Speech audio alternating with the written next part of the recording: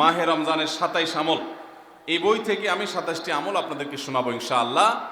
আর আমি 27 আমল বলে শেষ করার পর প্রশ্নোত্তর সেশন শুরু করার আগে এই 27 আমল এক নিঃশ্বাসে বা এক টানে যদি কেউ শোনাতে পারেন, যে কয়জন শোনাতে পারবেন সেই কয়জনকে এই বই আমি ফ্রি উপহার দেবো ইনশাআল্লাহ। যুবকরা চ্যালেঞ্জ নিতে রাজি আছেন তো ইনশাআল্লাহ? গত 2 বছর আগে সোনাইমুড়িতে, নোয়াখালীর সোনাইমুড়িতে আমি এই 27টি আমলের উপরে বক্তব্য রেখেছিলাম। আমাকে সোনাইমুড়ির এক যুবক বিস্মিত করেছে, চমৎকৃত করেছে, সারপ্রাইজড করেছে। সে এক দাঁড়ানোতে টানা 27টা আমল বলে দিয়েছে। আমি নিজে বইয়ের লেখক হয়েও আমি বলতে পারবো না, 27টা টানা বলতে পারবো না, একটু বেঁধে বেঁধে বলতে হবে। কিন্তু সেই তরুণ টানা 27টা বলে দিয়েছে। তো বগুড়ার যুবকরা এই চ্যালেঞ্জ নিতে রাজি আছেন ইনশাআল্লাহ? রেডি তো তাহলে? ঠিক আছে ইনশাআল্লাহ। আমি সাধারণত ওয়াজ করার পর কি করলাম সেটা আবার শুনি, ফিডব্যাক নেই। শুধু আমি ওয়াজ করে চলে যাব, পানি শেষে চলে যাব, মাছ ধরবো না, তা তো হয় না। এই জন্য আজকের ওয়াজের পরে মাছ ধরা হবে ইনশাআল্লাহ। ঠিক আছে তো ইনশাআল্লাহ? যে যত বেশি প্রশ্নের উত্তর দিতে পারবেন সে তত বড় মাছ, রুই কাতল হিসাবে বিবেচিত হবে ইনশাআল্লাহ। যদি আল্লাহ তাআলা আমাদেরকে মানুষ করে সৃষ্টি করেছেন, মাছের চাইতে অনেক শ্রেষ্ঠ আমরা, শুধু বুঝার সুবিধার্থে বলা। আল্লাহ আমাদেরকে মনোযোগের সাথে শোনা এবং আমল করার তৌফিক দান করুন। ভাইরা আমার, রমাদান কেন্দ্রিক যে সমস্ত আমল, যে সমস্ত করণীয় আমাদের আছে, তার মধ্যে প্রথম করণীয় হলো শাবানের 29 তারিখে পশ্চিম আকাশে রমজানের চাঁদ তালাশ করা। এটা একটা আমল। কোন দিন চাঁদ তালাশ করবেন? শাবানের 29 তারিখ। এই বছর আমাদের দেশে শাবানের 29 তারিখ কবে হচ্ছে? রোজা কবে থেকে শুরু হচ্ছে? তাহলে 29শে শাবান সন্ধ্যায়, যেদিন থেকে রোজা হওয়ার সম্ভাবনা আছে, সেই দিন সন্ধ্যায় মাগরিবের আগে পশ্চিম আকাশের দিকে চাঁদ অনুসন্ধান করার চেষ্টা করে তাকাবেন। পশ্চিম আকাশে চাঁদ অনুসন্ধান করার জন্য যদি চেষ্টা করেন, একটু খোঁজার চেষ্টা করেন, চাঁদ দেখতে যদি পান তো ভালো। এমনকি যদি চাঁদ দেখতে নাও পান, চাঁদ দেখার চেষ্টা যে করেছেন এর কারণে আপনার আমল নামাতে সওয়াব লেখা হবে, একটা সুন্নত আদায় করার সওয়াব। ভাইরা আমার, আমরা আমাদের ছেলেবেলায়, আমাদের শৈশবে রমজানের আনন্দ আঁচ করতাম পশ্চিম আকাশের চাঁদ দেখে। ঈদের আনন্দের সূচনা এবং শুরুই হতো ঈদের চাঁদ দেখার মধ্য দিয়ে। এমন একটা সময় আমরা এখন এসে পৌঁছেছি যেই সময়ে সবাই চাঁদ তালাশ করে, কিন্তু সেটা আকাশে না, ফেসবুকে। ঠিক না বে ঠিক? চাঁদ কি ফেসবুকে উঠে না আকাশে উঠে? তাহলে সবাই যদি ফেসবুকে চাঁদ তালাশ করেন, আকাশে চাঁদ দেখবে কে? ও ইসলামী ফাউন্ডেশনের হেলাল কমিটি, চাঁদ দেখা কমিটির কিছু মানুষ, তাদের উপরে নির্ভর করে 18-20 কোটি মানুষ তারা ফেসবুকে তাকায় আছে। এটা খুবই দুর্ভাগ্যজনক একটা বাস্তবতা। নবী করিম সাল্লাল্লাহু আলাইহি সাল্লামের হাদিসটা আমরা লক্ষ্য করি, তিনি বলেছেন, সুমু লিরুইয়াতিহি ওয়া আফতিরু লিরুইয়াতিহি। তোমরা চাঁদ দেখে সিয়াম সাধনা করবে, চাঁদ দেখে রমাদান উদযাপন করবে, চাঁদ দেখে রমাদানের ইবাদত বন্দেগী করবে, আর চাঁদ দেখে তোমরা ঈদ উদযাপন করবে। চাঁদ দেখে তিনি আমাদেরকে রোজা রাখতে বলেছেন। অতএব চাঁদ দেখতে হবে কি হবে না? ভাইরা আমার, বিলুপ্ত হওয়া মৃত প্রায় সুন্নাহগুলোর মধ্যে থেকে একটা হলো চাঁদ তালাশ করার সুন্নাহ। এটা ফরজে কিফায়া, মুসলিম সমাজের কেউ যদি না করে সবাই গুনাহগার হবে। এটা খুবই রিস্কি একটা বিষয়, দুর্ভাগ্যজনক একটা বিষয় যে 20 কোটি মানুষের রমজান মাত্র মুষ্টিমেয় কয়েকজন মানুষের দেখার উপর নির্ভর করবে। ভাইরা আমার, আমরা পশ্চিম আকাশে চাঁদ দেখার চেষ্টা করব ইনশাআল্লাহ।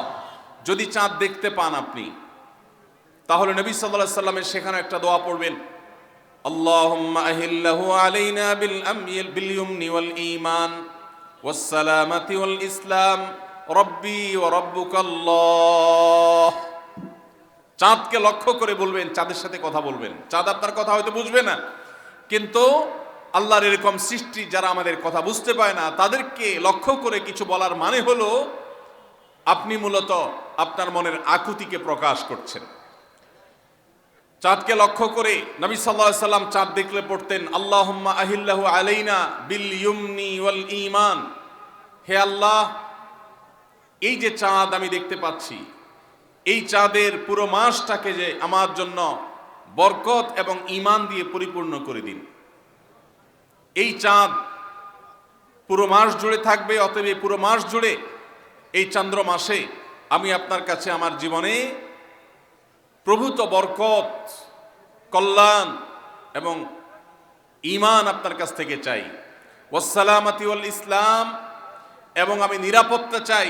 এই চাঁদ, এই চন্দ্র মাস আমার জন্য যেন নিরাপদ হয় এবং ইসলামের সাথে যেন এই মাস আমি অতিবাহিত করতে পারি, ঈমানের সাথে যেন অটল অবিচল থাকতে পারি। রব্বি ওয়া রাব্বুকাল্লাহ, হে চাঁদ, তোমার সৃষ্টিকর্তা পালনকর্তা আর আমারও পালনকর্তা এক আল্লাহ। ভাইরা আমার, চাঁদ দেখার চেষ্টা করা যাবে তো ইনশাআল্লাহ? সোশ্যাল মিডিয়াতে আপনি চাঁদের খবর খোঁজেন, দোষ নাই, কিন্তু আমরা সবাই যদি সোশ্যাল মিডিয়াতে চলে যাই, পশ্চিম আকাশে চাঁদটা দেখবে কে? দুর্ভাগ্য। মসজিদ মাদ্রাসার ছাত্ররা, ওলামা একরাম, তারাও চাঁদ তালাশ করতে দেখা যায় খুবই কম, খুবই নগণ্য। আল্লাহ তাআলা আমাদের সবাইকে মৃত প্রায় সুন্নাহকে জিন্দা করার তৌফিক দান করুন। এই বছর 29শে রমাদান শুক্রবারে হবে না শনিবারে হবে? কে কে চাঁদ দেখবেন হাত তোলেন। আল্লাহ আমাদের সবাইকে চাঁদ দেখার তৌফিক দান করুন। মৃত সুন্নাহকে জিন্দা করার নিয়তে চাঁদ দেখবেন ইনশাআল্লাহ। আল্লাহ আমাদের সবাইকে আমল করার তৌফিক দান করুন। ভাইরা আমার, তাহলে রমজান কেন্দ্রিক প্রথম আমল পেয়ে গেলাম, প্রথম কর্মসূচি পেয়ে গেলাম, সেটা হলো শাবানের শেষ তারিখে পশ্চিম আকাশে চাঁদ তালাশ করব ইনশাআল্লাহ। নাম্বার 2, রমজানের দ্বিতীয় আমল, যেটা রমজানের প্রধান আমল মূলত কি সেটা বলেন দেখি। রমজানের প্রধান আমল কি ভাই? রোজা রাখা। মাশাআল্লাহ, উত্তর সঠিক। রমজান মাসের প্রধান আমল হলো রোজা রাখা। রোজা রাখার চাইতে এ মাসের বড় কোনো আমল হতে পারে না। রোজা রাখা রমজানের সুন্নত না মুস্তাহাব? ফরজ। ফরজ মানে হলো আল্লাহর সেই নির্দেশ, যেই নির্দেশ লঙ্ঘন করলে জাহান্নামের শাস্তি অবধারিত, জাহান্নামের শাস্তি এড়ানো যাবে না, যে নির্দেশ মান্য করা আবশ্যক, এরকম একটি ফরজ। ইসলামের স্তম্ভ কয়টা ভাই? 5টা। নবী করিম সাল্লাল্লাহু আলাইহি সাল্লাম বলেছেন বুনিয়াল ইসলামু আলা খামস। ইসলাম দাঁড়িয়ে আছে 5টি ফাউন্ডেশনের উপরে, 5টি খুঁটির উপরে, 5টি ভিত্তির উপরে। সেই 5টি ভিত্তির 1 নম্বর হলো শাহাদাতি আল্লাহ ইলাহা ইল্লাল্লাহ ওয়া আন্না মুহাম্মাদান রাসূলুল্লাহ।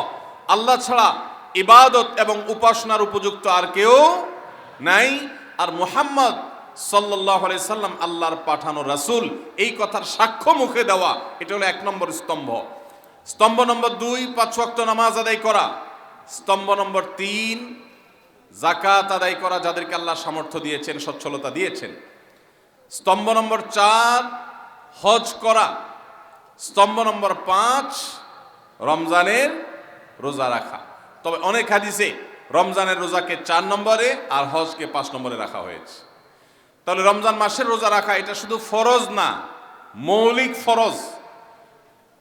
নবী করিম সাল্লাল্লাহু আলাইহি সাল্লাম বলেছেন, যদি কেউ জীবনে একটি রোজাও শরিয়া গ্রাহ্য ওজর ছাড়া কেউ যদি ভঙ্গ করে, রোজা না রাখে, রমজানের পরে যদি সে সারা জীবনও রোজা রাখে, দায় মুক্ত হয়তো হয়ে যাবে। সে কাজা আদায় করেছে, কাফারা আদায় করেছে, দায় মুক্ত হয়তো হয়ে যাবে, কিন্তু রমজানের একটা রোজা রেখে আল্লাহর কাছে যে পরিমাণ মর্যাদার অধিকারী হওয়ার কথা, সারা জীবন রোজা রেখেও রমজানের ওই একটা রোজার ক্ষতিপূরণ করা সম্ভব নয়।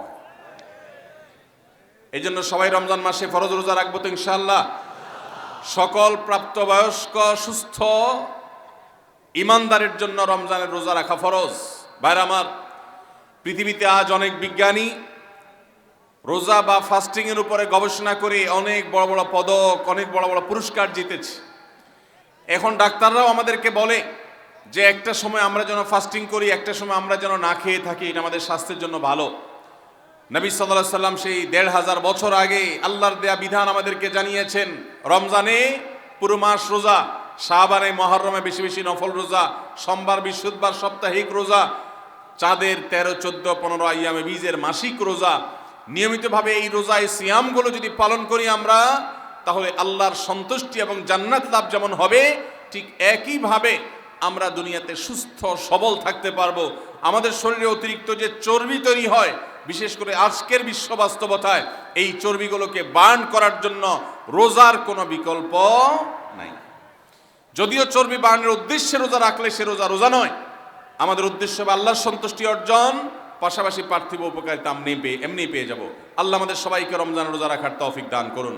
ভাইরা আমার, নবী করিম সাল্লাল্লাহু আলাইহি ওয়াসাল্লাম তিনি বলেছেন, যে ব্যক্তি রমজানে ঈমান এবং ইখলাসের সাথে আল্লাহকে খুশি করবার জন্য রমজান রোজা রাখবে, আল্লাহ তার পূর্বের সমস্ত গুনাহ মাফ করে দিবেন। অনেক যুবক আছেন গ্যাস্ট্রিকের অজুহাতে, অনেকে আছেন প্লাস্টিকের অজুহাতে রোজা রাখেন না। কারো গ্যাস্ট্রিক, কারো প্লাস্টিক। সামান্য একটু রোজা রাখতে যে যুবক পারে না, সে নিজেকে মুসলিম দাবি করে কোন মুখে? মাত্র ১২-১৪ ঘন্টা যে না খেয়ে থাকার মতো চ্যালেঞ্জ নিতে পারে না, সে আবার কিসের মুসলমান দাবি করে নিজেকে? এই জন্য ভাইরা, সবাই রোজা রাখবো তো ইনশাআল্লাহ। বাসা বাড়িতে বাচ্চাদেরকে কৈশোর বয়স থেকে তাদেরকে রোজা রাখতে শেখাবেন। সাহাবায়ে কেরাম আশুরার রোজা পর্যন্ত বাচ্চাদেরকে রাখাতেন এবং তাদেরকে খেলনা দিয়ে ভোলাতেন, রোজা রাখতে তাদের সাহায্য করতেন। আজ এমন এক প্রজন্ম আমরা গড়ে তুলছি, যেই প্রজন্ম শুধু ভোগ শিখেছে, ত্যাগ শিখে নাই। বাচ্চা কাচ্চাদেরকে দেখবেন মা বাপ বড় বড় মোবাইল, স্মার্টফোন তাদের হাতে তুলে দিচ্ছেন। তারা মুখ দিয়ে কোনো কথা বললেই সেটা নেওয়ার জন্য, কেনার জন্য বাপ মা অস্থির ব্যাকুল হয়ে যাচ্ছেন। তাদেরকে সংগ্রাম, ত্যাগ, চ্যালেঞ্জ নেওয়া, এগুলো তাদেরকে শেখাচ্ছেন না। মনে রাখবেন, ভোগ করতে কোনো যোগ্যতার দরকার হয় না, ত্যাগ করতে যোগ্যতার দরকার হয়। ভোগ করতে সবাই পারে, ত্যাগ করতে সবাই পারে না। এজন্য সন্তানকে ভোগ নয়, ত্যাগ শেখাতে হবে। আল্লাহ আমাদেরকে তৌফিক দান করুন। আপনার বাচ্চা যদি রোজা রাখা শিখে, শখ করে রোজা রাখে, তাকে বাধা দিবেন না, তাকে রোজা রাখতে দিবেন। কারণ সে রোজা রাখার মধ্য দিয়ে গরিব অভাবী মানুষের কষ্ট অনুভব করবে, ফিল করবে। সে রোজা রাখার মধ্য দিয়ে আল্লাহর নৈকট্যের ফিলিংস তার মধ্যে আসবে, ইসলামী সংস্কৃতিকে সে অনুভব করবে, আঁচ করবে। এই জন্য সন্তানকে কৈশোর বয়স থেকেই, কিশোর বয়স থেকেই তাকে রোজা রাখতে সাহায্য করবেন ইনশাআল্লাহ। ঠিক আছে না ভাই? বাচ্চাদের প্রথম হয়তো রোজা অর্ধেক রাখবে, দুপুরে ভেঙে ফেলবে, এরপরে না হয় বিকাল পর্যন্ত রাখবে, এরপর না হয় সন্ধ্যা পর্যন্ত রাখবে, কিন্তু অভ্যাস তাকে গড়ে তুলতে হবে। আল্লাহ আমাদেরকে তৌফিক দান করুন। ভাইরা আমার, তাহলে রমজানের প্রধান আমল রোজা রাখা। এই রোজা ইচ্ছাকৃত শরিয়া গ্রাহ্য ওজর ছাড়া ভাঙা জায়েজ নাই, হারাম। যদি কেউ ভাঙে অথবা না রাখে সে ফাসিক। অতএব এই রোজার চর্চা আমাদের করতে হবে। আল্লাহ আমাদের সবাইকে তৌফিক দান করুন। তাহলে 3 নম্বর আমল হলো রমজান মাসের, 2 নম্বর আমল হলো রমজান মাসে রোজা রাখা। 3 নম্বর আমল হলো রাতে তারাবির নামাজ আদায় করা। রাতে কি আদায় করা ভাই? তারাবির নামাজ আদায় করা কি ফরজ না নফল? ফরজ না সুন্নত? সুন্নত, সুন্নতে মুআক্কাদা। নবী করিম সাল্লাল্লাহু আলাইহি সাল্লাম বলেছেন, মান কামা রমাদানা ঈমানান ওয়া ইহতিসাবা গুফিরা লাহু মা তাকাদ্দামা মিন যামবি। যে ব্যক্তি রমজান মাসে রাতে দাঁড়িয়ে তারাবির নামাজ পড়বে, তার পূর্বের সমস্ত গুনাহ খাতা মাফ করে দেওয়া হবে। এই জন্য তারাবির নামাজ পড়বো তো ইনশাআল্লাহ। তারাবির নামাজ 4G গতিতে হবে না 5G গতিতে? কি বলেন? 4G না 5G? ভাইরা আমার, সব কিছুতে গতি ভালো না, সব কিছুতে গতি ভালো না। নেটের গতি যত বেশি হয় তত ভালো, কিন্তু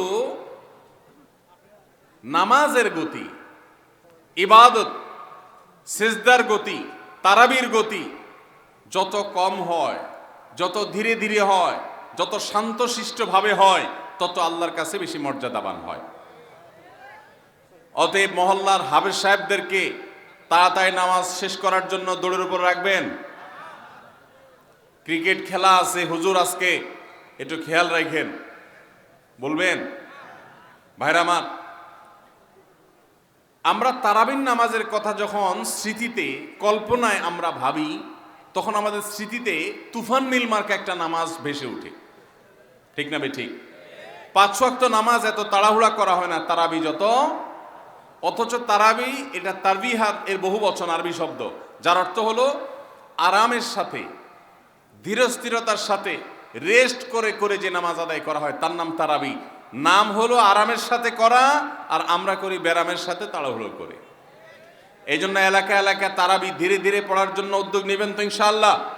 ইমাম সাহেবদেরকে, হাফেজ সাহেবদেরকে উদ্বুদ্ধ করবেন, ভাই হুলস্থুল করবেন না, কি পড়েন কিচ্ছু বুঝি না, এমন টান দেন শেষে যায় শুধু আলামুন তালামুন, আর এটা শুনে মনে করেন যে এখন স্টপ হয়েছে, এখন রুকুতে যাইতে হবে। এই নামাজ কি নামাজ? এটা তামাশা। ভাইরা আমার, স্পিডে তারাবি না পড়ে যদি একটু ধীরে তারাবি পড়া হয়, সর্বোচ্চ 15 থেকে 20 মিনিটের ডিফারেন্স হবে, এর বেশি না। মাত্র 15 মিনিটের জন্য আপনার পুরো নামাজকে আপনি বরবাদ করছেন। দেশের বেশিরভাগ মসজিদগুলোতে তুফান মিল মার্কা তারাবি পড়া হয়। এই তারাবি আল্লাহর কাছে কতটা গ্রহণযোগ্য হবে, এটা যথেষ্ট প্রশ্নবিদ্ধ বিষয়। আল্লাহ তাআলা আমাদের সবাইকে ধীরস্থিরতার সাথে খুব শান্তভাবে তারাবির নামাজ আদায় করার তৌফিক দান করুন। চেষ্টা করা যাবে না ইনশাআল্লাহ।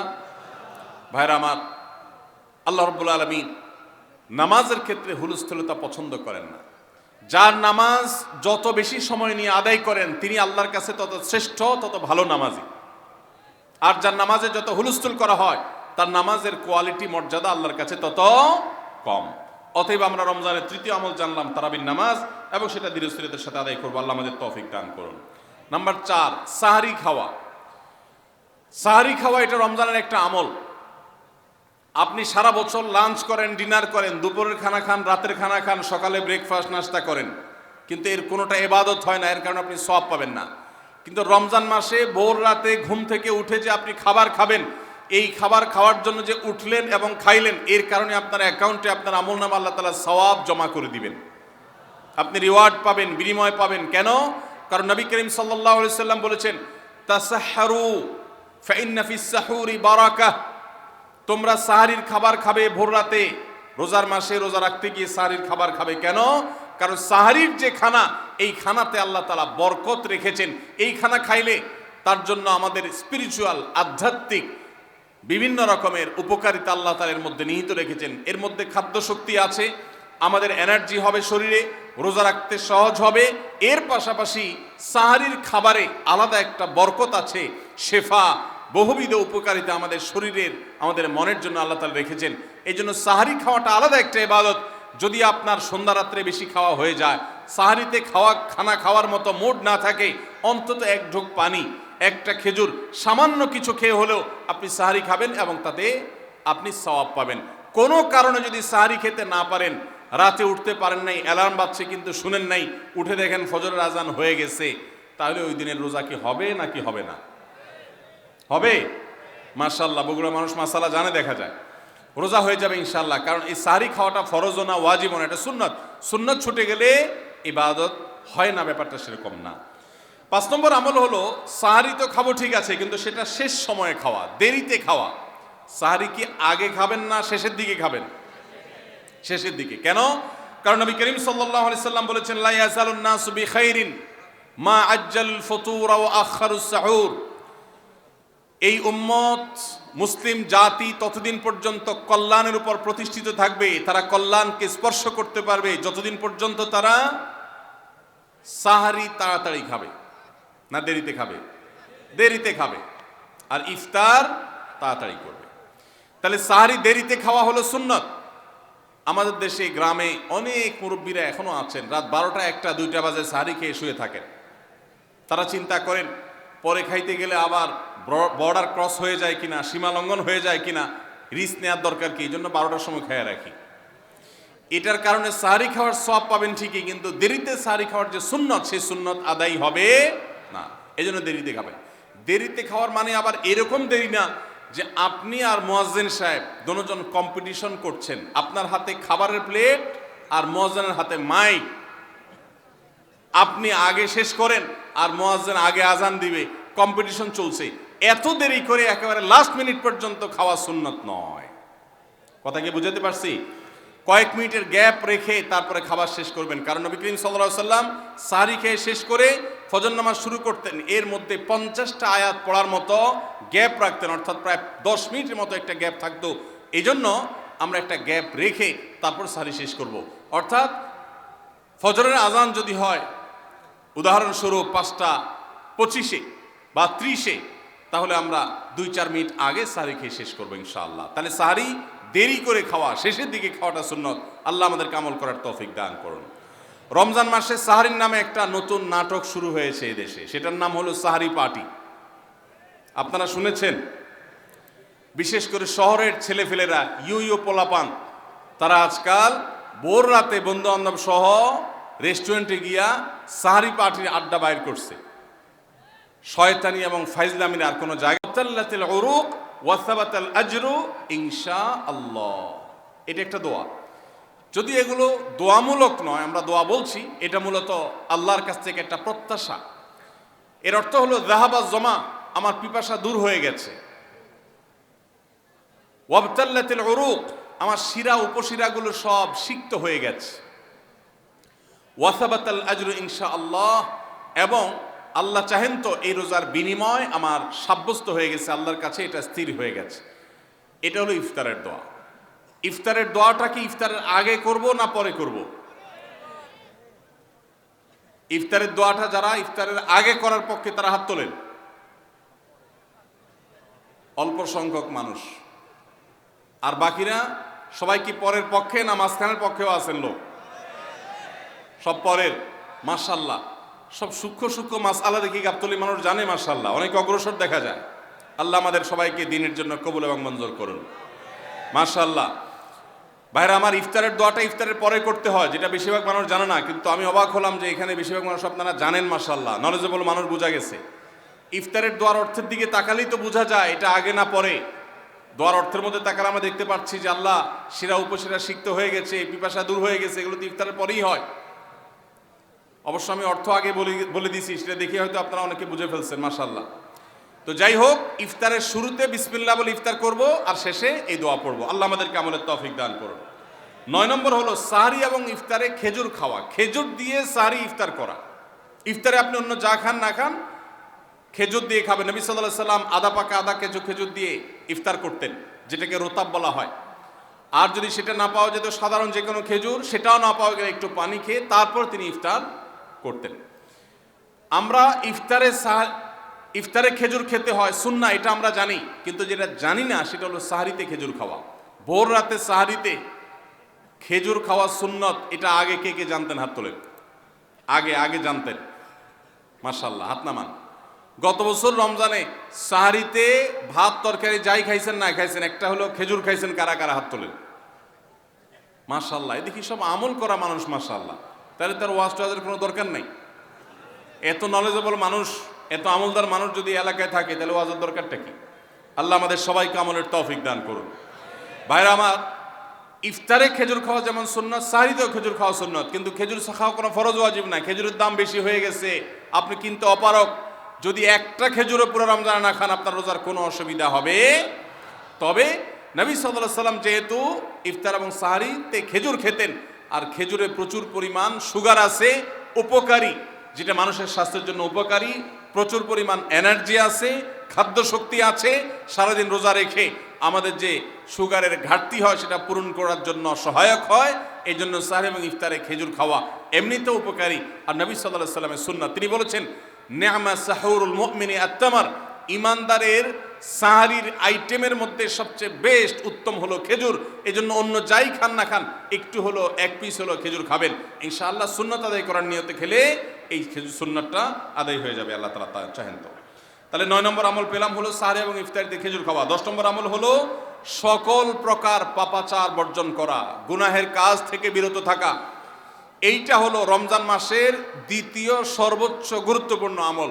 সিরিয়ালে আমরা 10 নম্বরে বলেছি, কিন্তু 27টা রমজানের স্পেশাল আমলের মধ্যে সবচেয়ে গুরুত্বপূর্ণ আমল হলো রোজা রাখা, আর দ্বিতীয় সর্বোচ্চ গুরুত্বপূর্ণ আমল হলো সব ধরনের পাপাচার বর্জন করা, গুনাহের কাজ ত্যাগ করা। যদি কেউ রমজানে রোজা রাখে আবার চোখ দিয়ে হারাম জিনিস মোবাইলে দেখে, স্ক্রিনে দেখে, পত্রিকার পাতায় দেখে, অফলাইনে দেখে, পরনারীর দিকে তাকায় থাকে, সে যদি কান দিয়ে হারাম জিনিস শুনে, গান বাদ্য এই সমস্ত কিছু সে যদি উপভোগ করে, তাহলে তার এই রোজা আর উপোস থাকার মধ্যে কোনো পার্থক্য। মনে রাখবেন, রোজা শুধু পেটের হয় না, রোজা চোখের হয়, রোজা কানের হয়, রোজা হাতের হয়, রোজা মুখের হয়, রোজা শরীরের প্রত্যেকটা অঙ্গ প্রত্যঙ্গের হয়। একজন মানুষ যখন তার পুরো শরীরে রোজা করে, সে যখন সকল অঙ্গ প্রত্যঙ্গ দিয়ে আল্লাহর আনুগত্য করে, আল্লাহর নাফরমানি থেকে বেরিয়ে আসে, তখন সে সত্যিকারের রোজাদার হয়। আর যে শুধুমাত্র দিনের বেলায় পানাহার বর্জন করে, যৌনাচার বর্জন করে, আর সমস্ত পাপাচার অপকর্ম সে যথারীতি অন্য সময়ের মতো রমজান মাসেও করে, এই রোজাদার পেটের রোজা রেখেছে কিন্তু তার শরীরের অন্য অন্য অঙ্গ প্রত্যঙ্গগুলো আল্লাহর কথা শুনে নাই, সো সেগুলো কিন্তু রোজা রাখে নাই। এই রোজা আল্লাহর কাছে মাকবুল এবং গ্রহণযোগ্য রোজা হতে পারে না। অতএব আমরা রমজান মাসে সব ধরনের গুনাহের কাজ বর্জন করবো তো ইনশাআল্লাহ। প্রিয় ভাইরা আমার, রোজা কিন্তু আমাদের সাথে কথা বলে। রোজার ভাষা আমরা অনেকে জানি না, কি বলে সেটা অনেকে বুঝি না, কিন্তু রোজা আমাদের সাথে কথা বলে। কি কথা? সিয়াম শব্দের অর্থ, আমরা যেটাকে রোজা বলছি সেটা কোরআনের ভাষায় বলা হয় সিয়াম, হাদিসে বলা হয়েছে সেটাকে সওম বা সিয়াম। এই সওম বা সিয়াম একই শব্দ, এর অর্থ হলো বিরত থাকা। এর অর্থ হলো কি ভাই? বিরত থাকা, ব্রেক দিতে জানা। আল্লাহ রাব্বুল আলামিন রোজার মতো ইবাদত দিয়েছেন আমাদেরকে জীবনে ব্রেক দেওয়ার অভ্যাস গড়ে তোলার জন্য। আমরা যেন ব্রেক দিতে শিখি, আমরা যেন থামতে শিখি, আমরা যেন নিজেদেরকে নিয়ন্ত্রণ করতে শিখি। ইসলামের যে বৈশিষ্ট্য, ইসলামের যে বিউটি, ইসলামের যে সৌন্দর্য, সেটা হলো ইসলাম পৃথিবীর মানুষকে আত্মনিয়ন্ত্রণ করবার কথা বলে। আজ ভোগবাদী পৃথিবীর যেদিকে তাকাবেন, চতুর্দিকে দেখতে পাবেন শুধু ভোগের হাতছানি। দুনিয়াটা মস্ত বড়, খাও দাও আর ফুর্তি করো, শুধুমাত্র ফুর্তি ফুর্তি এবং ফুর্তি, ভোগ এবং ভোগ এবং ভোগ। গোটা পৃথিবী আপনাকে ভোগের কথা বলবে, ত্যাগের কথা বলবে না। ইসলাম আপনাকে ত্যাগের কথা বলে। আপনি ঈদ উদযাপন করবেন, ঈদ উল ফিতর, সেখানে পর্যন্ত ইসলাম বলে আগে গরিবের বাসায় ফিতরা পৌঁছাবে, তারপর তুমি ঈদগাহে যাবে, ঈদের আনন্দ করবে। আপনি কোরবানির ঈদে পশু জবে করে গোশত খাবেন, উৎসব করবেন, ইসলাম বলে ভালো কথা, তুমি উৎসব করবে, তোমাকে উৎসব করতেই দেওয়া হয়েছে, কিন্তু আগে গরিবের বাসায়ও গোশত পাঠাবে ঈদের, সেটা নিশ্চিত করবে, তার পাশাপাশি তুমি ঈদ উদযাপন করবে। আমরা যে রমজানের রোজা রাখি, এই রোজা আমাদেরকে বিরত থাকার কথা বলে। সেই বিরত থাকাটা কি? সেটা হলো আমরা যখন রোজা রাখি আমাদের পিপাসা হয়, আমাদের ক্ষুধা লাগে, পিপাসা হয়, আবার হাতের সামনে হয়তো পানিও আছে। আমার ক্ষুধা লাগে, হাতের সামনে হয়তো খাবারও আছে, কেউ দেখছেও না, সিসি ক্যামেরাও নেই, বদ্ধ রুমে কক্ষের মধ্যে, কিন্তু আমি রোজাদার। কোন রোজাদার রোজার মধ্যে খায়, পান করে? কেন? কারণ সে জানে আল্লাহ নিষেধ করেছেন। আমরা যখন ইফতার সামনে নিয়ে বসে থাকি সন্ধ্যাবেলায়, ভাইরা আমার, সারা বছর নাস্তা তো আল্লাহ তাআলা কম হোক বেশি হোক সবাইকে করার তৌফিক দেন, আমরা সবাই তো কম বেশি নাস্তা করি। সারা বছর আপনি যদি বুফে গিয়ে 100 আইটেমের নাস্তা দিয়েও আপনি খাবার গ্রহণ করেন, সকালের ব্রেকফাস্ট আপনি খান, ইফতারের সময় মাত্র 2-4টা আইটেম নিয়ে বসে থেকে আজানের জন্য, সূর্য ডুবার জন্য যে অপেক্ষা করেন, ওই অপেক্ষার সময় যে অবর্ণনীয় স্বাদ আর তৃপ্তি পাওয়া যায়, পৃথিবীর সমস্ত খাদ্য গ্রহণের মধ্যেও এই তৃপ্তি বা স্বাদ নাই। নবী সাল্লাল্লাহু আলাইহি ওয়াসাল্লাম সেজন্য বলেছেন, লিসসাইমি ফারহাতান, রোজাদার ব্যক্তিকে দুটি আনন্দ দেওয়া হয়, ফারহাতুন ইনদা ফিতরি ওয়া ফারহাতুন ইনদা লিকাই রাব্বি। একটা আনন্দ হলো ইফতারের সময়, অবর্ণনীয়, ভাষায় প্রকাশ করবার অযোগ্য, কি ভালো লাগা কাজ করে। ইফতারের জন্য আমরা বসে আছি, খাবার সামনে আছে, রকমারি শীতল শরবত সামনে আছে, রকমারি খাবারের পসরা সাজানো আছে, টেবিলে, দস্তরখানে, এদিকে পেটে ক্ষুধাও আছে, কিন্তু আমরা মিনিট গুনছি, আমরা সময় দেখছি, ঘড়ির দিকে তাকিয়ে আছি সূর্য কখন ডুববে। সূর্য ডুবেছে আর সাথে সাথে আমরা ইফতার করছি। এই যে আল্লাহর নির্দেশের অপেক্ষা, ইসলাম রোজার মাধ্যমে আমাদেরকে সেই শিক্ষাটা দিতে চায়। রোজা আমাদের সাথে সেই কথা বলে যে দেখো, তুমি জীবনে বিরত থাকতে শিখো, গোটা পৃথিবী তোমাকে ভোগ শিখাবে, ইসলাম তোমাকে ত্যাগ শিখাবে, ইসলাম তোমাকে কন্ট্রোল করা শিখাবে। আমাদের তরুণদের চরিত্রকে নষ্ট করবার জন্য, তাদেরকে নানাভাবে উস্কানি দেওয়ার জন্য, বিনোদনের নামে, নিউজের নামে, বিজ্ঞাপনের নামে, বিভিন্ন নামে অশ্লীল নানা দৃশ্য, খোলামেলা দৃশ্য তাদের সামনে দেখানো হয়, ভোগের আহ্বান করা হয়। ইসলাম বলে, হে মুসলিম তরুণ, তোমার চোখের এরিয়ার মধ্যে কোনো পরনারী, কোনো সুন্দরী নারী পড়ে গেছে, তুমি আঁচ করতে পেরেছ, সাথে সাথে তোমার দৃষ্টিকে তুমি নিয়ন্ত্রণ করো, অবনত করো। কুল্লিল মুমিনিনা ইয়াগুদ্দু মিন আবসারিহিম ওয়া ইয়াহফাযু ফুরুজাহুম। আল্লাহ বলেছেন, হে রাসূল বলে দিন ইমানদার পুরুষদেরকে তারা যেন তাদের চোখগুলোকে নামিয়ে রাখে, তাদের সম্ভ্রমকে তারা সংরক্ষণ করে। মনে রাখবেন, যা খুশি তা করতে পারা এটা যোগ্যতা নয়। নিজেকে নিয়ন্ত্রণ করলাম, যা খুশি তা করব না, এর নাম হলো যোগ্যতা। ডায়রিয়ার রোগী ডাইরেক্ট হয়ে যায়, যা খুশি যে করে, নিজের মন যেদিকে তাকে নাচায় সেদিকে নাচে, এ লোকটা অসুস্থ মানুষের মতো। আর মুসলিম যুবক, মুসলমান মানুষ, নারী পুরুষ, সে নিজেকে নিয়ন্ত্রণ করে। আল্লাহ এটা হারাম করেছেন, আমার মন চায়, চাইলেই আমি সেটা নিতে পারি, কিন্তু আমি নেব না। আমি একটা জিনিস ধরতে পারি, আল্লাহ হারাম করেছেন, সেজন্য আমি ধরবো না। এই শিক্ষাটা রমজান আমাদেরকে দেয়। অতএব রমজানের সবচেয়ে গুরুত্বপূর্ণ আমল হলো এই 10 নম্বর আমল, সেটা হলো পাপাচার বর্জন করা। নবী সাল্লাল্লাহু আলাইহি সাল্লাম বলেছেন, যে ব্যক্তি রমজানে রোজা রাখলো আর পাপাচার বর্জন করলো না, তাহলে এই রোজা রাখার উপোস থাকার ভিতরে কোনো পার্থক্য নাই। আল্লাহ আমাদের সবাইকে রমজান মাসে রোজা থেকে সকল হারাম, সকল নাজায়েজ কাজ, সকল গুনাহের কাজ ছাড়ার তৌফিক দান করুন, বলুন আমিন। ভাইরা আমার, 11 নম্বর আমল হলো অধিক পরিমাণ দোয়া করা। রমজান মাসে রোজা রেখে আমরা বেশি বেশি দোয়া করব। চলতে ফিরতে, উঠতে বসতে দোয়া করতে পারেন। আমাদের মায়েরা অনেকে শুনছেন আমাকে, রমজান মাসে আপনি গৃহস্থলী কাজ করছেন, রান্নাবাড়া করছেন, ঘর ঝাড়ু দিচ্ছেন, আর মনে মনে আল্লাহর সাথে কথা বলেন। দোয়া মানে আল্লাহর সাথে কথোপকথন। আল্লাহ, আপনি আমাকে মাফ করে দেন, আমার বাবাকে মাকে মাফ করে দেন, সন্তানগুলোকে হেদায়েত দান করেন, চোখের পানি ফেলেন। নিয়মতান্ত্রিক দোয়া, বসে বসে হাত তুলে দোয়া করবেন কেবলামুখী হয়ে। আবার চলতে ফিরতে, উঠতে বসতে, এমনকি ওযু নাই সে অবস্থায় দোয়া করবেন। নবী সাল্লাল্লাহু আলাইহি সাল্লাম বলেছেন, 3 ব্যক্তির দোয়া ফিরিয়ে দেওয়া হয় না। কয় ব্যক্তির দোয়া? সালাতুন লা তুরাদ্দু দাওয়াতুহুম, 3 শ্রেণী মানুষের দোয়া ফিরিয়ে দেওয়া হয় না। এর ভিতরে এক শ্রেণী হলেন মাজলুম, কারোর জুলুমের শিকার হয়েছে। এই ব্যক্তি জালেমের বিরুদ্ধে যে তার মনের আকুতি থাকে, বদদোয়া থাকে, আল্লাহ সুবহানাহু ওয়া তাআলা এটা ফিরিয়ে দেন না। এজন্য পৃথিবীর ইতিহাসের কোন জালিম আপনি দেখাতে পারবেন না যেই জালিমকে আল্লাহ ছেড়ে দিয়েছেন, আল্লাহ ছাড় দিয়েছেন কিন্তু চূড়ান্তভাবে ছেড়ে দিয়েছেন, এমন কোন জালিম আপনি দেখাতে পারবেন না। এজন্য ভাই, কখনো কোন অবস্থাতে কারো প্রতি আমরা জুলুম করব না। আল্লাহ আমাদেরকে সেটা মানার তৌফিক দান করুন। তাহলে 3 ব্যক্তির দোয়া কবুল হয়, ফেরত দেওয়া হয় না। তার ভিতরে একজন হলো মাজলুম, যার প্রতি আপনি জুলুম করেছেন, সে আপনার বিরুদ্ধে যে বদদোয়া করে, এটা লাগবেই লাগবে, আজ হোক আর 2 দিন পরে হোক। নাম্বার 2, মুসাফির, যে ব্যক্তি সফরে আছে, সফররত অবস্থায় সে যদি দোয়া করে, সে দোয়া আল্লাহ তাআলা কবুল করেন। 3 নম্বর হলো রোজাদার ব্যক্তি, আসসাইম হাত্তা ইফতির, রোজাদার ব্যক্তি সারাদিন ভর রোজা করলে, ইফতার রাগ পর্যন্ত, সারাদিন দোয়া করলে ইফতার রাগ পর্যন্ত তার দোয়া কবুল হয়। এই জন্য রোজা রেখে আমরা বেশি বেশি আল্লাহর কাছে দোয়া করবো ইনশাআল্লাহ। চলতে ফিরতে, উঠতে বসতে মনে মনে আল্লাহর সাথে কথা বললেন, চাওয়া দাওয়াকে পেশ করলেন, বাস এইটাই হলো দোয়া। এটা হলো আমাদের রমজান মাসের 11 নম্বর আমল, বেশি বেশি দোয়া করা। 12 নম্বর আমল হলো মিথ্যা এবং কাজ পরিহার করা। রমজানের সকল পাপাচার তো পরিহার করবই, বিশেষভাবে মিথ্যা কথা, মিথ্যা কাজ পরিহার করা। কারণ নবীজি সাল্লাল্লাহু আলাইহি ওয়াসাল্লাম এর জন্য আলাদা নির্দেশ করেছেন। তিনি বলেছেন, মাল্লাম ইয়াদা কাওলা যুরি ওয়াল আমালা বি ফালাইসা লিল্লাহি হাজা আন ইয়াদা তাআমাহু ওয়া শারাবা।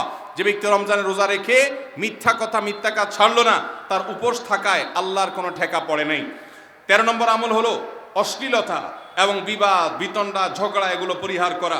কারণ নবী করিম সাল্লাল্লাহু আলাইহি ওয়াসাল্লাম তিনি আমাদেরকে রমজান মাসে রোজা রেখে অশ্লীলতা পরিহার করতে বলেছেন। মোবাইলে হারাম জিনিস দেখলেন, টেলিভিশনে হারাম জিনিস দেখলেন, বা কোনো পত্রপত্রিকাতে খারাপ জিনিস, নিষিদ্ধ জিনিস দেখলেন, পরনারীর সৌন্দর্য দেখে আপনি হারাম স্বাদ নেয়ার চেষ্টা করলেন, তাহলে আপনার রোজার অঙ্গহানি হলো, রোজা প্রাণহানি হলো। এই রোজা রোজা নয়। এই জন্য এটাকে রমজান মাসে পরিহার করতে হবে, অন্য সময় তো বটেই। এবং সেই সাথে কেউ যদি আপনার সাথে ঝগড়া করতে আসে, নবীজি শিখাই দিয়েছেন ফালিয়াকুল ইন্নী সায়েম, কেউ রোজা রাখা অবস্থায় ঝগড়া করতে আসলে বলবেন, ভাই আমি রোজাদার, আমি তোমার ঝগড়ার জবাব দিতে পারবো না। তাহলে ঝগড়া পরিহার করার জন্য রমজান মাসে আমরা এক্সারসাইজ করবো। 14 নম্বর, যে কোনো ভালো কাজ, যে কোনো নেকামল রমজান মাসে বেশি বেশি করবেন। কেন? কারণ রমজানের শুরুতে একজন ঘোষক বলে, ইয়া বাগিয়াল খাইরি আকবিল, হে ভালো কাজ প্রত্যাশী, যে ভালো কাজ করতে চাও, রমজান মাসটাই হলো ভালো কাজের সওয়াব বেশি পাওয়ার। অতএব এই মাসে ভালো কাজ করে, নেকামল করে, ইবাদত করে, কোরআন তেলাওয়াত, জিকির, আজকার যত রকম আছে এগুলো করে জান্নাতের পথে অগ্রসর হয়ে যাও। 16 নম্বর আমল হলো রোজাদারকে ইফতার করানো, অর্থাৎ নিজে ইফতার করার পাশাপাশি অন্য কোন রোজাদারকে ইফতার করাইলে আল্লাহ তাআলা ওই রোজাদার যে পরিমাণ সওয়াব পাবেন, আপনাকেও সেই পরিমাণ সওয়াব দিবেন ইনশাআল্লাহ। 17 নম্বর আমল হলো বেশি বেশি কোরআনে কারীমের তেলাওয়াত করা। রমজান মাসে আল্লাহ তাআলা আমাদের সবাইকে, 15 নম্বর বাদ গেছে, মাশাআল্লাহ, এত মনোযোগ সহিত কথা বলছে এবং নোট করছে দেখা যাচ্ছে। তাহলে আমরা আবার পেছনে যাচ্ছি ইনশাআল্লাহ। 15 নম্বর আমল হলো বেশি বেশি ইস্তেগফার করা। বেশি বেশি কি করা? ইস্তেগফার করা, অর্থাৎ ক্ষমা প্রার্থনা করা। কেন ক্ষমা প্রার্থনা বেশি করবেন? কারণ নবী করিম সাল্লাল্লাহু আলাইহি সাল্লাম বলেছেন, ওয়ালিল্লাহি উতাকাউ মিনান নার ওয়া যালিকা ফি কুল্লি লাইলা, রমজানের প্রত্যেক রাতে আল্লাহ তাআলা বহু মানুষকে জাহান্নাম থেকে মুক্ত ঘোষণা করেন। ভাইরা আমার, আমাদের পাপাচারের কারণে জাহান্নামীদের তালিকা নাম উঠে থাকলেও রমজানে আল্লাহ বহু মানুষকে ঠিক দেন যে এই লোককে জান্নাতি ঘোষণা করা হলো, জাহান্নাম থেকে মুক্ত ঘোষণা করা হলো। এই জন্য এই মাসে আল্লাহর কাছে বেশি বেশি মাফ চাইতে হয়, ইস্তেগফার করতে হয়, চোখের পানি ফেলে দোয়া করতে হয় যে আল্লাহ আপনি মাগফিরাত নসিব করেন। এটা হলো 15 নম্বর আমল। 16 নম্বর আমল হলো রোজাদারকে ইফতার করানো। নিজে ইফতার করবেন, পাশাপাশি রোজাদার ব্যক্তিকেও ইফতার করাবেন। নবী সাল্লাল্লাহু আলাইহি সাল্লাম বলেছেন, যদি কোনো ব্যক্তি কোনো রোজাদারকে ইফতার করায়, তাহলে যেই ব্যক্তি তাকে ইফতার করালেন তার রোজার সওয়াব তো সে পাবেই, আপনি ইফতার করায়া সমপরিমাণ সওয়াব লাভ করবেন ইনশাআল্লাহ। অতএব মসজিদে ইফতার দেওয়ার ব্যবস্থা করা যেতে পারে, রাস্তাঘাটে, বিশেষ করে পাবলিক পরিবহনে, এমনকি প্রাইভেট গাড়িতেও সন্ধ্যার সময়, ইফতারের সময় অনেক সময় খাবার থাকে না, তখন আপনি রাস্তা দাঁড়িয়ে যদি সামান্য একটু খেজুর, সামান্য একটু পানি বিতরণ করতে পারেন, তাইলে সওয়াবটা পাওয়া যেতে পারে। আপনার বাসা আশেপাশে অনেক অভাবী মানুষ আছে, তাদের বাসায় আপনি ইফতার পৌঁছে দিতে পারেন, এর মাধ্যমে রোজাদারকে ইফতার করানোর সওয়াব পেতে পারেন। 17 নম্বর আমল হলো বেশি বেশি কোরআনে কারীমের তেলাওয়াত করা। কোরআনে কারীমের তেলাওয়াত রমজান মাসে বেশি বেশি করব। কেন? কারণ হলো এই মাসটাই হলো কোরআন নাজিলের মাস। আল্লাহ তাআলা রমজান মাসে কোরআন নাজিল করেছেন। আল্লাহ বলেছেন, শাহরু রমাদান আল্লাযী উনজিলা ফীহিল কুরআন হুদাল লিন-নাস ওয়া বায়িনাতিন মিনাল হুদা ওয়াল ফুরকান। রমজান মাস এমন মাস যে মাসে আল্লাহ তাআলা কোরআন নাজিল করেছেন, এই জন্য এই মাসে বেশি বেশি রোজ কোরআন তেলাওয়াত করতে হবে। নবী করিম সাল্লাল্লাহু আলাইহি সাল্লাম বেশি বেশি রমজান মাসে কোরআন তেলাওয়াত করতেন। আমাদের পূর্বসূরি সালাফগণ কেউ কেউ রমজান মাসে অন্য সব আমল কমিয়ে দিয়ে কোরআন তেলাওয়াতটা সবচেয়ে বেশি করতেন। এই জন্য দিনে এবং রাতে বেশি বেশি করে কোরআন শুদ্ধতার সাথে, সৌন্দর্যের সাথে তেলাওয়াত করব, অর্থ সহকারে বুঝে পড়ার চেষ্টাও পাশাপাশি করবো ইনশাআল্লাহ।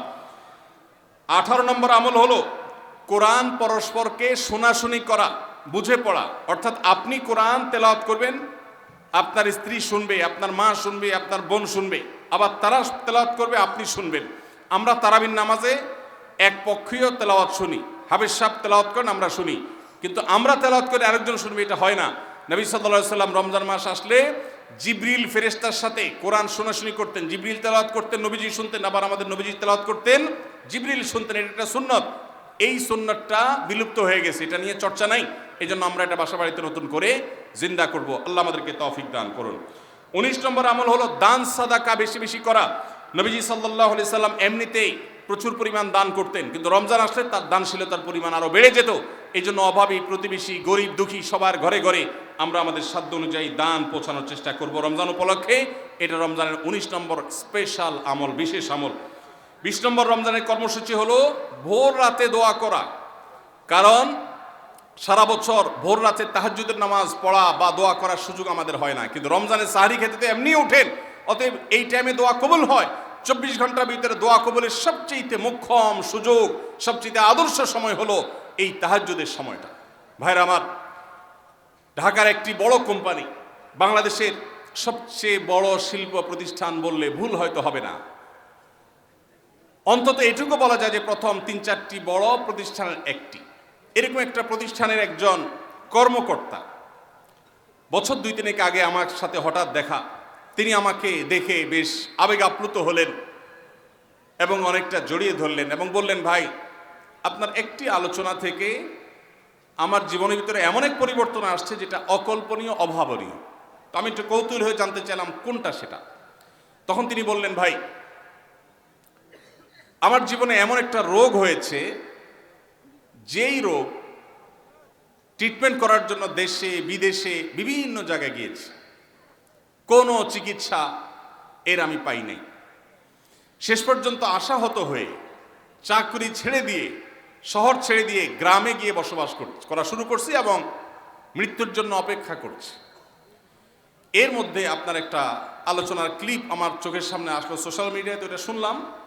সে আলোচনাটা ছিল আল্লাহর কাছ থেকে অসাধ্য সাধন করার সময় হলো ভোর রাত তাহাজ্জুদের সময়। আমি এই আলোচনা পুরোটা শোনার পর ওই রাতেই আমি ঘুম থেকে উঠে ভোর রাতে তাহাজ্জুদ পড়ে আল্লাহর কাছে বুক ভাসিয়ে মন ভরে কাঁদলাম, দোয়া করলাম। ওই ভাই বললেন যে আমি এত দোয়া করলাম, দোয়া করতে করতে দীর্ঘ সময় আমি পরিতৃপ্ত হলাম, আমার দোয়া শেষ হয়ে গেল। এরপর দোয়া করে শেষ করার পর ফজর নামাজের সময় হয়ে গেছে, আমার ফিল হলো, অনুভব হলো যে আমার শরীরে আর কোনো রোগবালাই এখন মনে হয় নাই। এবং তিনি গত 2 দিন আগেও তার সাথে আমি দেখা করলাম ঢাকায়, গতকালকে দেখা করলাম, 2 দিন আগে না, মাত্র 1 দিন আগে দেখা করলাম। তিনি এখন সুস্থ সবল হয়ে আবার তার চাকরিতে ফিরে গিয়ে স্বপদে সমহিমায় আছেন। তিনি এক সহকর্মীকে ডেকে আমার সামনে বলছেন, এই তোমরা বলো তো, আমি আগে শারীরিকভাবে বেশি ফিট ছিলাম নাকি এখন বেশি ফিট? তখন তার সহকর্মী আমার সামনে বলছে, স্যার আপনি আগে অনেক বেশি রাগরাগি করতেন, আপনি হট মেজাজি ছিলেন, অনেক বেশি অসুস্থ হয়ে যেতেন কিছু হলেই, কিন্তু এখন আপনি সে আগের সময়ের তুলনায় অনেক বেশি সুস্থ এবং ফিট। তিনি বললেন, ভাই ভোর রাতের দোয়ার প্রভাব এত বেশি, তাহাজ্জুদের সময়ের দোয়া এত গুরুত্বপূর্ণ যে এই এক দোয়া আমার জীবনকে আমূল পরিবর্তন করে দিয়েছে। এই জন্য ভাইরা, রমজান মাসে বিশেষ করে যখন তাহাজ্জুদের সময় সাহারি খেতে যখন উঠবেন, সাহারি খাওয়ার পর 10টা মিনিট সময় হাতে রাখেন, বা সাহারি খাওয়ার আগে 10টা মিনিট আগে উঠে উজু করে 2 রাকাত 4 রাকাত নামাজ পড়ে, বা নামাজ পড়ার সময় না থাকলে অন্তত কেবলামুখী হয়ে 2টা হাত তুলে আল্লাহর কাছে একটু চান। নবীজি সাল্লাল্লাহু আলাইহি সাল্লাম বলেছেন, রাতের শেষ প্রহর যখন হয়, দুনিয়ার আসমানে নেমে এসে আল্লাহ বান্দাদেরকে ডেকে ডেকে তাদের প্রত্যেকটা চাওয়া পূরণ করে দেন। এই জন্য ভাইরা, রমজান মাসে সাহরির সময় দোয়া কবুল হয়। রমজান উপলক্ষে বিশেষ করে এই আমলটা, সাহরির সময় আমলটা, আমরা দোয়া করার আমলটা করতে পারি। তাহলে 20 নম্বর আমল হলো তাহাজ্জুদের নামাজ এবং ভোর রাতের দোয়া। এটা অন্য সময় করা যায়, কিন্তু রমজানের সুযোগটা বেশি আসে, সেজন্য এটাকে রমজানের স্পেশাল আমল হিসেবে আমরা উল্লেখ করলাম। আল্লাহ আমাদেরকে সবাইকে তৌফিক দান করুন। সাহরি খেতে উঠলে একটু দোয়া করবো তো ইনশাআল্লাহ, 2-4 মিনিটের জন্য হলে দোয়া করবো, একাকে নির্জনে আল্লাহর কাছে কেবলামুখী হয়ে। এর চেয়ে বড় দুর্ভাগ্যের বিষয় কি আছে যে আল্লাহ চাওয়ার জন্য ডাকছেন আর আমি অবহেলা করে বসে আছি। ভাইরা আমার, 5 ওয়াক্ত নামাজের জন্য মুয়াজ্জিন আপনাকে ডাকে, কিন্তু ভোর রাতে দোয়া কবুলের জন্য স্বয়ং আল্লাহ আপনাকে ডাকেন। অতএব সাহরি খেতে উঠলে ভোর রাতে সাহরির সময় একটু দোয়া করবো তো ইনশাআল্লাহ। 21 নম্বর আমল ওমরা করা। যাদেরকে আল্লাহ তৌফিক দিয়েছেন তারা রমজানে ওমরা করবেন, কারণ নবী করিম সাল্লাল্লাহু আলাইহি ওয়াসাল্লাম বলেছেন, উমরাতুন ফি রমাদান তা'দিলু হাজ্জা। রমজানে কেউ ওমরা করলে একটা হজের সওয়াব পায়। কোন কোন হাদিসে আসছে তা'দিলু হাজ্জাতাম মাই, নবীজির সাথে হজের সওয়াব পাওয়া যায় রমজানে ওমরা করলে।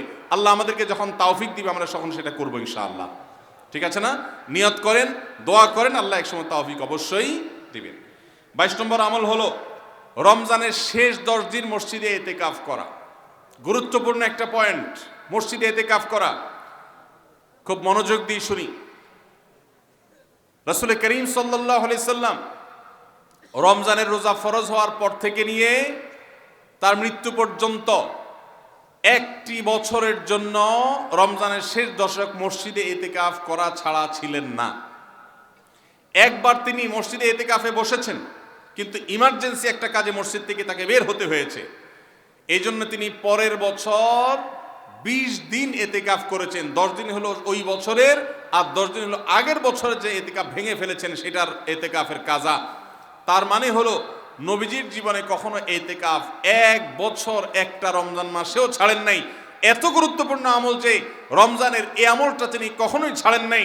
দুর্ভাগ্য আমাদের, এখানেও হয়তো বেশিরভাগ মুসলমান আমরা জীবনে একবারের জন্য রমজানের শেষ 10 দিন এতেকাফ করি নাই। যে আমল নবীজি জীবনে কখনো ছাড়েন নাই সেটা আপনি জীবনে একবারও করেন নাই, এর চাইতে বড় হতভাগা উম্মত আর কি হতে পারে? ভাইরা আমার, 3টি আমলের নগদ তৃপ্তি আমি অন্তত অনুভব করি। আমি আমার সে অভিজ্ঞতার আলোকে আপনাদেরকে উদাত্ত আহ্বান করতে চাই, রমজানের শেষ দশকে আপনারা এতেকাফ করুন। যে 3টি আমলের তৃপ্তি, নগদ স্বাদ, অবর্ণনীয় ভালো লাগা কাজ করে, অন্তর্জগতে প্রশান্তিতে পরিপূর্ণ হয়ে যায়, সেই 3টি ইবাদতের একটি হলো আরাফাতের ময়দানের দোয়া। এটার সাথে কোনো কিছুর কম্পেয়ার হয় না, অবর্ণনীয় এক তৃপ্তি লাগে আরাফাতের ময়দানে দোয়া করতে। দ্বিতীয় হলো সেজদায় গিয়ে চোখের পানি ফেলে আল্লাহর কাছে দোয়া করতে অসম্ভব ভালো লাগা কাজ করে, ভোর রাতে দোয়াতেও একই স্বাদ পাওয়া যায়। আর 3 নম্বর হলো রমজানের শেষ দশকের এতেকাফ। এতেকাফ যে একবার করেছে সে জীবনে বারবার করে, তাকে আর ফেরানো যায় না। এই জন্য ভাইরা, রমজানের শেষ দশকে আমরা আল্লাহর ঘরে বসে গিয়ে এতেকাফ করার চেষ্টা করবো তো ইনশাআল্লাহ। অনেক এলাকায় বৃদ্ধ মানুষ, বুড়া মানুষ বসায় দেওয়া হয় টাকা পয়সা দিয়ে। যে টাকা নিয়ে এতেকাফ করে সেও গুনাহগার, আর যারা টাকা নিয়ে এতেকাফে বসায় তারাও গুনাহগার, কারণ ইবাদত টাকা পয়সা দিয়ে চলবে না। রমজানের শেষ দশক মসজিদে এতেকাফ করবো তো ইনশাআল্লাহ। আল্লাহ আমাদেরকে তৌফিক দান করুন। যুবক ভাইরা, একটাবার বসে দেখেন, অসম্ভব ভালো লাগা কাজ করে, মনে হয় যে আল্লাহর মেহমান আমি, এই ফিলটা হয়। কারণ আল্লাহর ঘরে এসে বসে আছেন আপনি কারোর কাছে কোনো কিছু চেয়েছেন, চাইতে চাইতে একটা পর্যায়ে তার পাও জড়িয়ে বসে গেলেন, একদম বসে গেলেন, তার ঘরের সামনে বসে পড়লেন। এতেকাফটা অনেকটা এরকম। রমজানের প্রথম 20 দিন আল্লাহর কাছে হাত দিয়ে দোয়া করলাম, আর শেষ 10 দিন একজন মসজিদে গাঁটটি মস্কা নিয়ে পড়ে গেলাম। ব্যাপারটা হলো কারো পায়ে ধরে পড়ে যাওয়ার মতো। আশা করা যায় এতেকাফকারীকে আল্লাহ তাআলা ক্ষমা না করে মসজিদ থেকে ফেরাবেন না। এই জন্য এতেকাফ করার চেষ্টা করবো তো ইনশাআল্লাহ। আমরা ব্যস্ততার অজুহাত দেই। ভাইরা আমার, যে কোনো মুহূর্তে দুনিয়া থেকে চলে যেতে হতে পারে। এই জন্য এই রমজানে প্ল্যান করেন, যত ব্যস্ত হন না কেন। আমি তো আমার সমস্ত ব্যস্ততাকে এক পাশে ঠেলে রেখে, আল্লাহ আমাকে যখন থেকে তৌফিক দিয়েছেন, রমজানের শেষ দশক এতেকাফ ছাড়া বাইরে থাকবো এটা চিন্তাও করি না। এই জন্য যুবক ভাইদেরকে বলবো, প্রত্যেকটা মহল্লাতে 2 জন 5 জন 10 জন করে যুবকরা বসেন, কোরআনের গ্রুপ স্টাডি করেন, কোরআনের পাঠচক্র করেন, নিজেরা কোরআন হাদিসের আলোচনা করেন, রোনাজারি এবং দোয়া করেন। 10টা দিন আল্লাহর সাথে কানেক্টেড হওয়ার চেষ্টা করেন। 12 মাস ইবাদত, দাওয়াতের কাজ, ইসলামের কাজ করবেন, ইনশাআল্লাহ সেখানে বরকত পাবেন। রমজানের শেষ দশকে ইতিকাফ করবেন তো ইনশাআল্লাহ। আল্লাহ আমাদের সবাইকে তৌফিক দান করুন। 23 নম্বর আমল হলো শেষ দশকে ইবাদতের মাত্রা বাড়িয়ে দেওয়া। আমরা উল্টাটা করি। প্রথম দশকে মসজিদ ফুল হয়ে, বারান্দা ফুল হয়ে, রাস্তায়ও মুসল্লি দাঁড়ায়। আর 10 রমজান চলে গেলে 20 রমজান পর্যন্ত বাহিরের মুসল্লি কমতে কমতে বারান্দার মুসল্লি কমে ভিতরে চলে আসে। আর শেষ 10 দিনে আসলে, ঈদের দিনগুলো যখন কাছে আসে, তখন 5 ওয়াক্ত নামাজের ওই নিয়মিত মুসল্লি ছাড়া বাকিগুলো সব উধাও হয়ে যায়। নবী সাল্লাল্লাহু আলাইহি সাল্লাম কি করতেন? তার উল্টাটা।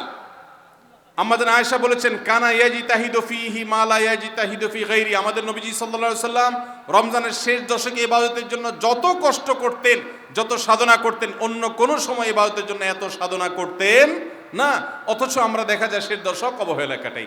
এই জন্য ভাইরা, শেষ দশকে ইবাদতের পরিমাণ আরো বাড়িয়ে দিতে হবে, আমলের পরিমাণ বাড়িয়ে দিতে হবে।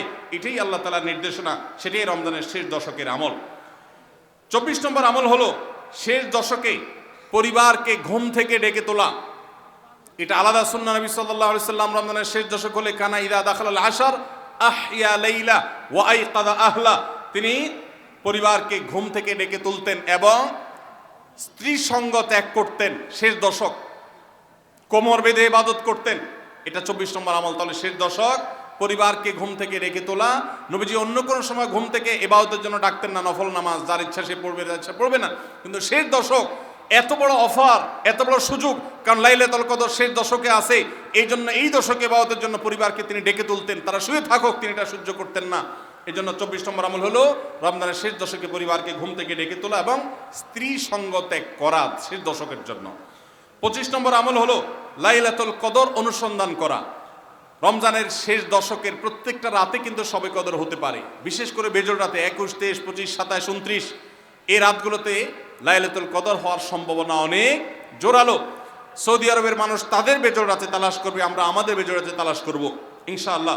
নবীজি সাল্লাল্লাহু আলাইহি সাল্লাম বলেছেন যে তাহাররাউ লাইলাতুল কদর ফিল বিত্রি মিনাল আশরিল আওয়াখির মিন রমাদান, রমজানের শেষ দশকের বেজোড় রাতগুলোতে তোমরা শবে কদর হতে পারে সে আশা বেশি বেশি করে ইবাদত বন্দেগী করো। লাইলাতুল কদরের ইবাদতকে আল্লাহ বলেছেন লাইলাতুল কদরি খায়রুম মিন আলফি শাহর, 1000 মাস, 1000 মাস ইবাদত করলে যে সওয়াব পাওয়া যাবে লাইলাতুল কদরের এক রাতের ইবাদতের সওয়াব তার চাইতে বেশি হবে। সেই রাত কোনটা আল্লাহ নির্দিষ্ট করেন নাই, এজন্য শেষ দশকের প্রত্যেকটা রাতেই ইবাদত করার চেষ্টা করা, স্পেশালি বেজোড় রাতগুলোতে। 26 নম্বর আমল হলো লাইলাতুল কদরের আশায় বিশেষ দোয়া পড়া। সেটা কি? আল্লাহুম্মা ইন্নাকা আফুউন তুহিব্বুল আফওয়া ফাআফু আন্নী, আল্লাহ আপনি ক্ষমাশীল, আপনি ক্ষমাকে ভালোবাসেন, অতএব আমাদেরকে ক্ষমা করে দিন। এটা রমজানের শেষ দশকের প্রত্যেক রাতেই পড়বেন।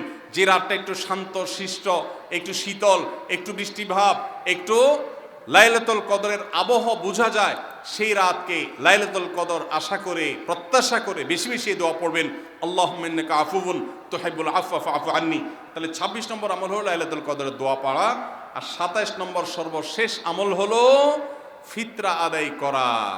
অর্থাৎ রমজান মাসের রোজাতে যদি ভুল ত্রুটি হয় এটা রিফাইন্ডের কাজ হয়ে যায়, রিফ্রেশমেন্টের কাজ হয়ে যায় ফিতরার মাধ্যমে।